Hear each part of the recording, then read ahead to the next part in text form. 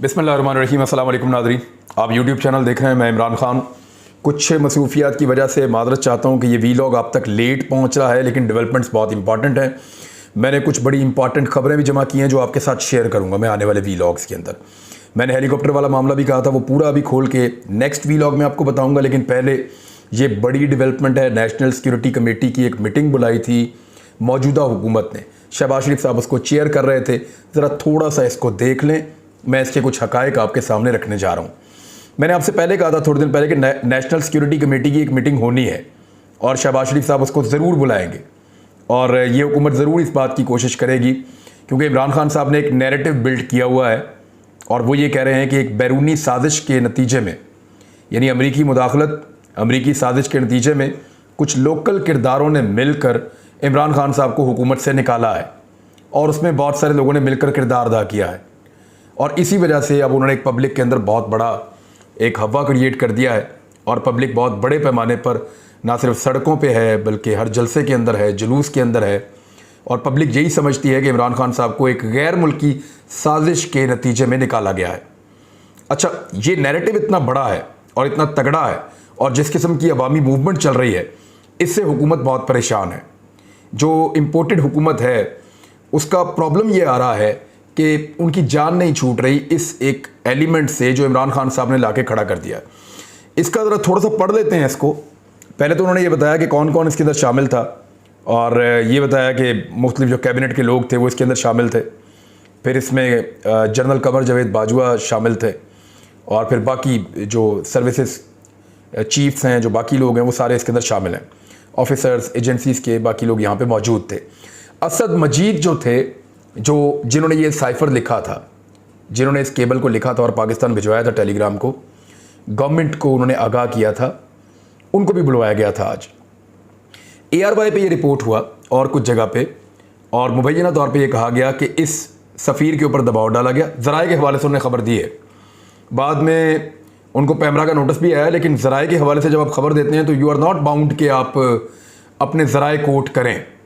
और जो खबर उन्होंने दी है ज़राए के मुताबिक दी है और उनका ये कहना है कि असद मजीद के ऊपर इस बात के लिए दबाव डाला गया कि आप ये बताएं, ये सवाल बताएं, इस सवाल का जवाब दें। यानी उन्होंने, ARY ने ये बताया कि असद मजीद के ऊपर दबाव था, लेकिन वो डट गए और उन्होंने कहा जी वाकई थ्रेटनिंग लैंग्वेज है इसके अंदर। और ज़राए के मुताबिक ARY ने इस तरह से इस खबर को दिया। 3 बुनियादी चीज़ें थी उसके अंदर, तीनों मैं आपके सामने रख देता हूँ। एक में उन्होंने ये कहा कि कैसे कहूँ कि ये अंदरूनी मामलात में मुदाखलत नहीं है, ये हकीकत है। वैसे तो मुदाखलत तो खुद DG ISPR भी कह चुके हैं। जो पुरानी एक मुश्तरका एलामिया पुराना आया था उसके अंदर भी यही कहा गया था कि मुदाखलत है। तो यहाँ पे ARY ने कुछ ऐसा रिपोर्ट नहीं किया जिसके ऊपर आप एलिगेशन लगा सकें, मुझे लगता है। बहरहाल पैमरा ने नोटिस भेजा, पैमरा अब नोटिस भेजेगा, बहुत तेज़ भेजेगा, हमें पता है, हम सबको आएंगे। ये हकीकत है, ख़त में धमकी आमेज़ ज़बान इस्तेमाल की गई, ये भी बात ठीक है, क्योंकि ये उसी में लिखा हुआ था नेशनल सिक्योरिटी कमेटी की मीटिंग के अंदर। जो पिछली मीटिंग थी उसके अंदर ये भी लिखा हुआ था। हुकूमती दबाव के बावजूद अमेरिका में पाकिस्तानी सफ़ीर डट गए, ये असद मजीद के बारे में ARY ने क्लेम किया। बहरहाल ARY अपना जवाब दे देगा, हम बात करते हैं इसकी तफसीलात के ऊपर। तो ये कहती क्या है जी, जो प्रेस रिलीज आई है, जो मुश्तरका एलामिया है, वो कहता है कि the national security committee discussed the Telegram received from the Pakistan embassy in Washington. इन्होंने डिस्कस किया जो वाशिंगटन से इनको टेलीग्राम आया था उसके बारे में। The former Pakistan ambassador to the United State briefed the committee on the context and content of his telegram. उन्होंने इसके जो कंटेंट था, जो इसके अंदर लिखा हुआ, उसके बारे में और जिस सिलसिले में ये मुलाकात हुई थी उसके बारे में आगाह किया। The national security committee after examining the contents of the communication reaffirmed the decision of the last national security committee meeting। अब ये एक ऐसा नुक्ता है जहां पे फंस गई हुकूमत। यानी हुकूमत को लगता था कि कुछ इसमें नया करके दिखाएंगे, वो कुछ ऐसा करेंगे जिससे इमरान खान का नैरेटिव सारा का सारा उलट जाएगा। लेकिन ये जो जुमला है ये इसके अंदर शामिल करना पड़ा और इस जुमले के अंदर ये लिखा हुआ है कि नेशनल सिक्योरिटी कमेटी जो थी, जो बैठी शहबाज शरीफ की ज़ेर सदारत, उसने जो पिछली मीटिंग हुई थी नेशनल सिक्योरिटी कमेटी की, जो इमरान खान साहब की ज़ेर सदारत हुई थी या वो उसको हेड कर रहे थे, उस कमेटी के अंदर जो फैसले किए गए थे उनको सेकंड किया। इस कमेटी ने यह कहा, शहबाज शरीफ की ज़ेर सदारत नेशनल सिक्योरिटी कमेटी ने कहा कि हम तौसीक करते हैं उन फैसलों की जो पिछली मरतबा इमरान खान की ज़ेर सदारत नेशनल सिक्योरिटी कमेटी की मीटिंग के अंदर फैसले हुए थे, या जो उसके अंदर फाइंडिंग्स थी, या जो उसका मुश्तरका एलामिया था, उसको इन्होंने सेकंड कर लिया। लेकिन इसके बाद वाला जो इंपॉर्टेंट है हिस्सा वो जरा आप देख लें। उन्होंने कहा कि the national security was again informed by the premier security agencies that they have found no evidence of any conspiracy. एजेंसियों ने वहां पे बताया कि उनको कोई ऐसी साजिश के सबूत नहीं मिले हैं। देयरफॉर यानी मुदाखलत तो साबित है, मुदाखलत की तो सारे बात कर रहे हैं, DGISPR भी कहकर गए हैं, लेकिन साजिश के बारे में कह रहे हैं कोई सबूत नहीं मिले हैं। देयरफॉर ताहम the national security committee after reviewing the content of the communication, the assessments received and the conclusion presented by the security agencies concludes that there has been no foreign conspiracy। उन्होंने कहा जी इन सारी चीज़ों को देखते हुए, जो एजेंसियों की रिपोर्टें उनको भी देखते हुए, जो बातचीत हुई उसको देखते हुए, जो कंटेंट है उसको देखते हुए, सारी चीज़ों को अपने मद्देनज़र रखते हुए जो हमारे सामने पेश की गई हैं, इस नतीजे पे पहुंचे कि कोई बैरूनी साजिश नहीं थी। ये चीज़ अब होगी क्लियर। उन्होंने कहा कोई बैरूनी साजिश नहीं थी, लेकिन ये नेशनल सिक्योरिटी कमेटी कह रही है। इसके ऊपर पाकिस्तान तहरीक इंसाफ ने कुछ बड़े इंपॉर्टेंट सवालात उठाए हैं। उन सवालात को सुने बगैर आप किसी नतीजे पर नहीं पहुंच सकते। वो सवालात मैं आपके सामने रख देता हूं और वो बहुत टेक्निकल सवालात हैं। देखिए, ये जो फोरम है या एजेंसीज हैं वो सिर्फ अपनी रिपोर्ट देती हैं। एजेंसीज फैसला नहीं दे सकती। फैसला जो है वो आपको अदालतें देती हैं, कोई कमीशन बनते हैं, उनकी रिपोर्टों के ऊपर फैसले होते हैं। एजेंसी सिर्फ रिपोर्टें देती हैं और बाद वक़्त एजेंसी के पास रिपोर्ट होती है, उसके बाद उसके सबूत नहीं होते। बहुत दफ़ा ऐसा होता है, बताते हैं फ़लाँ फ़लाँ को मिला, हमारे पास सबूत नहीं है लेकिन हमारे पास रिपोर्ट है। फ़लाँ आदमी ने फ़लाँ साजिश की, हमारे पास सबूत नहीं है लेकिन हमारे पास रिपोर्ट है। तो यहाँ पर सबूत तो मौजूद नहीं है और एजेंसी ये कह रही है, लेकिन इसके ऊपर तहकीकात होना बाकी है और वो तहकीकात की जाएंगी किसी ऐसे कमीशन के अंदर जिसको ये इख्तियार दिया जाएगा। पाकिस्तान तहरीक इंसाफ क्या कह रही है, जरा इसको सुन लें। उन्होंने कोई नुक्ते उठाए हैं। नंबर 1, उन्होंने ये कहा कि क्या ये हकीकत नहीं है कि ये जो दस्तावेज़ है ये रियासत पाकिस्तान के एक दूसरे मुल्क में जो नुमाइंदे मौजूद थे असद मजीद, उनके पैगाम पर मुश्तमिल है, जिसमें एक बाज़ाब्ता मुलाकात की तफसीलात मौजूद हैं। बिल्कुल, इससे इनकार नहीं किया जा सकता। दूसरा, उन्होंने पूछा क्या ये हकीकत नहीं है इस मुलाकात में तहरीक अदम एतमाद का जिक्र मौजूद है और पाकिस्तान की माफ़ी को इमरान खान के हटाए जाने के साथ मशरूत किया गया है। ख़ास तौर पर ये वो नुक्ता है जहां पे आके मामला फंस जाता है हमेशा, कि इस मुरासले के अंदर ये लिखा हुआ है, इससे कोई जान ही नहीं छुड़ा सकता कि आप इमरान खान को अगर निकाल देते हैं तो फिर आप पाकिस्तान को माफ़ कर देंगे, और अगर आप इमरान खान को तहरीक अदम एतमाद में नहीं निकलते वो, तो फिर चीज़ें आपके लिए बहुत मुश्किल हो जाएंगी। इसके नताइज जो हैं वो अच्छे नहीं निकलेंगे पाकिस्तान के लिए। अब ये जो धमकी है, इसका उन्होंने सवाल पूछा क्या ये उसके अंदर नहीं है, तो ये तो उसके अंदर मौजूद है, इससे कोई डिनाई नहीं कर रहा। तीसरा सवाल उन्होंने पूछा क्या कौमी सलामती कमेटी ने इसे पाकिस्तान के दाखिली मामलात में मुदाखलत करार नहीं दिया। बिल्कुल, कौमी सलामती कमेटी ने इसे पाकिस्तान के अंदरूनी मामले के अंदर मुदाखलत करार दिया था, और सफ़ीर जो है उसके मशवरे की रोशनी में उस मुल्क को एहतजाजी मुरासला, जिसको दिमार्श कहते हैं, देने का फैसला नहीं किया गया। बिल्कुल, वो भी किया गया था, और वो भी सफ़ीर के मशवरे के साथ ये किया गया था कि उस बैरूनी मुल्क को एक दिमार्श दिया जाए, क्योंकि उन्होंने पाकिस्तान के अंदरूनी मामले के अंदर मुदाखलत की है।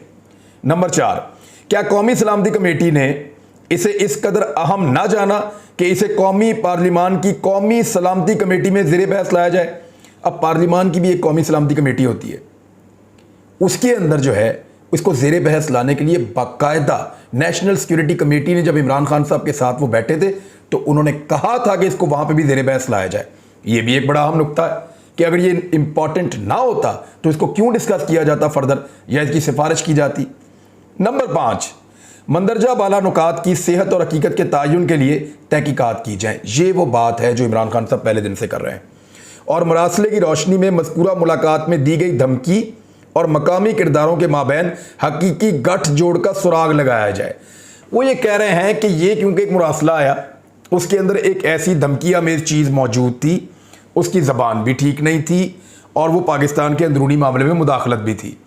इस सारे को जोड़ के देखा जाए जो भी इमरान खान के खिलाफ हुआ और इन चीज़ों का सुराग लगाया जाए कि इनका आपस में लिंक क्या है, ये इमरान खान सब डिमांड कर रहे हैं। फिर वो कहते हैं छठे नुक्ते में कि इस मकसद के लिए एक मखसूस मुल्क के सफारतकारों की खसूसी तौर पर हिज़्ब इख्तिलाफ, यानी एक मुल्क है उसके सफारतकार या उसका जो सफारती अमला है वो अपोजिशन के लोगों से मिल रहे हैं और पाकिस्तान तहरीक इंसाफ के मुनहरिफ अरकान के साथ मिल रहे हैं। ये जो मुलाकातें हैं इनकी तफसीलात की छानबीन करके कड़ियाँ मिलानी होंगी आपको। यानी ऐसी तहकीकात वो डिमांड कर रहे हैं, ना सिर्फ तहकीकात डिमांड कर रहे हैं बल्कि रास्ता भी दिखा रहे हैं कि आप देखें जिस मुल्क ने धमकी लगाई उस मुल्क के हमायती और उस मुल्क ने किन किन लोगों से मुलाकातें की, क्या वो नॉर्मल मुलाकातें थी या आम तसलसल के साथ जो मुलाकातें होती हैं वो थी, या ये रूटीन से हट के कोई काम हो रहा था। ये बड़ा इंपॉर्टेंट क्वेश्चन है। पिछले 3 महीने में अमेरिका की या उसके हमायती जो मुल्क हैं उन लोगों की जो मुलाकातें थीं पाकिस्तानी सियासतदानों के साथ या पाकिस्तान में अहम लोगों के साथ, वो उसी तरह थी जैसे रूटीन में होती हैं या रूटीन से पैटर्न हट गया था। इसका एक चार्ट बन सकता है, पता चल सकता है कि रूटीन में ये चार्ट ऐसे चल रहा है, अचानक ये चार्ट ऐसे हो गया ऊपर, आपको पता चल जाता है, अंधे को समझ आ जाती है, बच्चा बना सकता है। तो ये इसको देखना पड़ेगा कि सब कुछ रूटीन में चल रहा था या रूटीन से हटकर चल रहा था। 7वां जो नुक्ता उन्होंने उठाया वो भी एक बड़ा इंपॉर्टेंट है। उन्होंने कहा जो तफ्तीश करने वाले हैं ना या तहकीक करने वाले हैं, कौमी सलामती कमेटी के इजलास में मौजूद जो शुरका इस वक्त इस कौमी कमेटी जो इस वक्त शहबाज शरीफ साहब के साथ मौजूद हैं, उनमें से हर एक के ख्यालात की छानबीन करें, हर एक से जो है वो इंक्वायरी की जाए, सबके बयानात लिए जाएं, जब भी मुख्तलिफ किरदारों के हकीकी अज़ाइम और उनके बाहमी ताल्लुकात की नौइयत का पता चलेगा और वाज़े हो जाएगा। पीटीआई ने जो मुतालबा बड़ा किया ना, वो मुतालबा ये है कि अदालती कमीशन की कार्रवाई मुकम्मल तौर पर ओपन होनी चाहिए। एक तो अदालती कमीशन बनाए, ओपन कार्रवाई करें, लोग आके बैठ के सुने। इस ज़मन में किसी बंद कमरा या खुफिया कार्रवाई की गुंजाइश है ना, उसे कबूल किया जाएगा पीटीआई की जानिब से। तो एक तो ये हुआ कि कहानी शुरू हुई थी पीएमएलएन की वहाँ से, जहाँ उन्होंने कहा कोई ख़त है ही नहीं, कागज़ का एक टुकड़ा ऐसी उसने लहरा दिया। फिर कहानी में ट्विस्ट आया, उन्होंने कहा जी ये ख़त तो है लेकिन वो उसने खुद लिखवाया, फरमाइशी ख़त है। फिर उन्होंने कहा जी कि ये ड्राफ्ट खुद ही करके ले आए, बयानात इनके बदलते गए। फिर बाद में इन्होंने कहा नहीं ख़त है लेकिन ये मुदाखलत है, साजिश नहीं है। और अब ये कह रहे हैं कि कोई बैरूनी साजिश साबित नहीं हुई। शहबाज शरीफ साहब इसमें मैक्सिमम यही कर सकते थे, जो मेरी अंडरस्टैंडिंग है, इससे ज़्यादा वो कुछ और कर नहीं सकते। बतौर वज़ीर आज़म वो नेशनल सिक्योरिटी कमेटी की मीटिंग बुला सकते थे और उसमें से ये जुमला डाल सकते थे कि बैरूनी साजिश नहीं मिली, वो उन्होंने डाल दिया। अब वो ये नहीं कर सकते कि ये कहलवा दें किसी तरह कि ये बैरूनी मुदाखलत भी नहीं थी, या ये कहलवा दें कि ये खत ही झूठा था। बकौल एयरवाई के तो ये है ना कि दबाव डालने की भी कोशिश की, सारा कुछ किया लेकिन कुछ निकला नहीं। लेकिन जो हकीकत है वो यही है कि इससे ज़्यादा मेरे एनालिसिस में शहबाज शरीफ साहब मज़ीद कुछ नहीं कर सकते इस लेटर के मामले में। अब यही है कि अगर तहरीक इंसाफ को आपने डैमेज करना है तो आप ओपन अदालती कमीशन के अंदर इसकी तहकीकात करवा लें और वहाँ से ये फैसला करवा लें कि इमरान खान झूठ बोल रहे हैं, कोई बैरूनी साजिश नहीं मिली। लेकिन उसमें होगा क्या? रोज़ाना की बुनियाद पर जब इंक्वायरी होगी, रोज़ाना की बुनियाद पर जब लोगों के सवाल जवाब होंगे, जब पीटीआई वाले भी सवाल उठाएंगे, वो भी उठाएंगे, ये भी उठाएंगे, तो इस मामले में और गंद उछलेगा। इमरान खान साहब का नैरेटिव और मजबूत होगा। अब कोई जिस जगह ये चीज़ पहुंच गई है ना, लोग उल्टे भी लटक जाए ना तो कोई यकीन नहीं करेगा। सबको ये लगता है पाकिस्तान में, आप जिसको मिले बाहर जाके, वो कहते हैं अमेरिकी साजिश में इमरान खान को निकाल दिया पकड़ के। एलिगेशन वो पाकिस्तान के इदारों पर भी लगा देते हैं, वो पाकिस्तान की अपोजिशन पार्टियों में भी लगा देते हैं, और इमरान खान को एक मजलूम की तरह लोग देख रहे हैं कि उसके साथ जुल्म हुआ, ज्यादती हुई, इसको ज़बरदस्ती बाहर निकाल दिया गया। इमरान खान साहब के साथ एंगेजमेंट शुरू हो चुकी है, ये मैं आपको खबर दे रहा हूँ। इससे पहले कि मैं आपको एंगेजमेंट के बारे में बताऊं, मैं ज़रा आपको एक चीज़ और बता दूं कि शहबाज गिल ने एक ट्वीट किया है जो बड़ा इंपॉर्टेंट है। उन्होंने कहा कि जो मुरासला है वो शाह महमूद कुरैशी और वज़ीर आज़म इमरान खान से छुपाया गया था। एक तो देखें, ये वज़ीर आज़म ऑफिस में भी आता है और मुख्तलिफ ऑफिस में आता है, लेकिन हर चीज़ वज़ीर आज़म के सामने नहीं आती। तो शहबाज गिल का ये क्लेम है कि सिस्टम में इस मुरासले को इमरान खान से और शाह महमूद कुरैशी से छुपा दिया गया था। फिर शाह साहब को एक मुहिब्बे वतन अफसर ने खुफिया इतला दी कि अमेरिका ने इस किस्म का एक हुक्म जारी किया है जिस पे हमारे सफ़ीर ने एक मुरासला भिजवाया हुआ है और ये बड़ी सीरियस बात है, आप लोग फारिग हो जाएंगे। इस किस्म का कोई इतला मिला। शाह साहब ने मुरासला हासिल किया उसके बाद, क्योंकि इख्तियार उनके पास था, वजीर थे वो, और वज़ीर आज़म इमरान खान तक पहुंचा दिया। फिर मशवरा दिया गया कि अभी चुप कर जाएं। ये तो मैंने आपको पहले बताया था कि इमरान खान साहब को ये कहा गया था कि अभी इसके ऊपर बात ना करें, अभी चुप कर जाएं, क्योंकि OIC आ रही है पाकिस्तान में, फिर 23 मार्च भी है, तो उसके बाद करेंगे। लेकिन उसके बाद भी जब नहीं हुआ तो इमरान खान ने, उनको ये लगा कि शायद उनके साथ धोखा हो रहा है, तो उन्होंने 27 तारीख को पब्लिक के अंदर लहरा दिया। तो इमरान खान साहब इस पर बात ना करें, बार बार कहा गया मुरासले का जिक्र ना करें। अब तो हो गया है और सबके लिए दर्द सर बन गया है। लेकिन इमरान खान साहब के साथ, उनकी जमात के साथ एंगेजमेंट शुरू कर दी गई है। कुछ चीज़ों पे इमरान खान साहब ने साफ इनकार किया है। कुछ पैगामात जो है वो आरिफ अलवी के ज़रिए से पहुंचाए गए इमरान खान साहब तक, लेकिन उन्होंने किसी किस्म की भी डील करने से इनकार कर दिया है।